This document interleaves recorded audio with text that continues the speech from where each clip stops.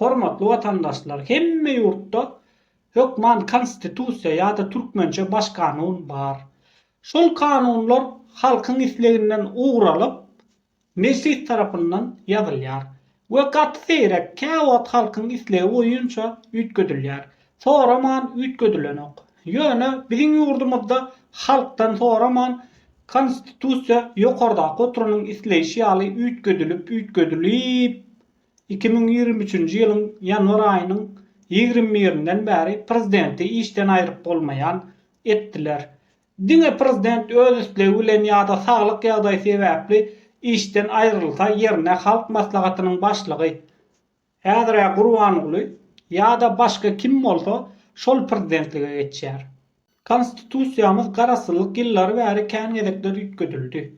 Men gözläp tapan dokumentlerime esaslanaýmasam Türkmenistan ýapyk bolan üçin maglumatlarym gizlin saklanýar.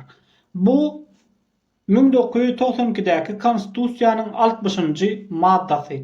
Muňa görä prezident öz islegi bilen saglyk ýagdaýy sebäpli ýa-da kanunlary bolsa halk maslahatynyň 3-den 2 böleginiň garşy ses bermeginiň esasynda aýrylyp bilinýär. Soň gününden işden boşadylmagy kynlaşdyrdylar. Bu bolsa düzediş wara goşulyp 2023-nji ýyla çelli gelen konstitusiýanyň 75-nji maddasy.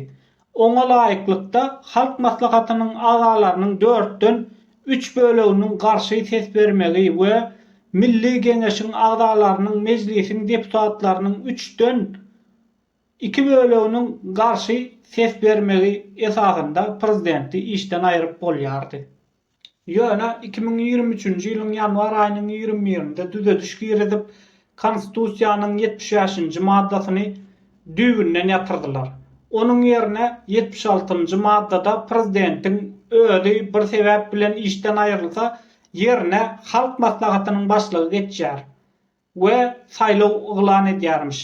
Görşümiz ýaly öňkü kanunlar ýatyryldy. Prezidenti halk maslahaty ýa deputatlar işden aýryp bilen ok.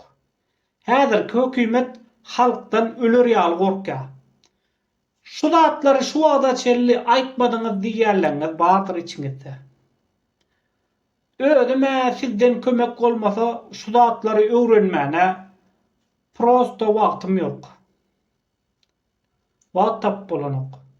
Guruluşda agry iş edýän, maddi ýagdaý gowy wagty bar siýasatçylarymyzam edesi gelenok ýa başaranok.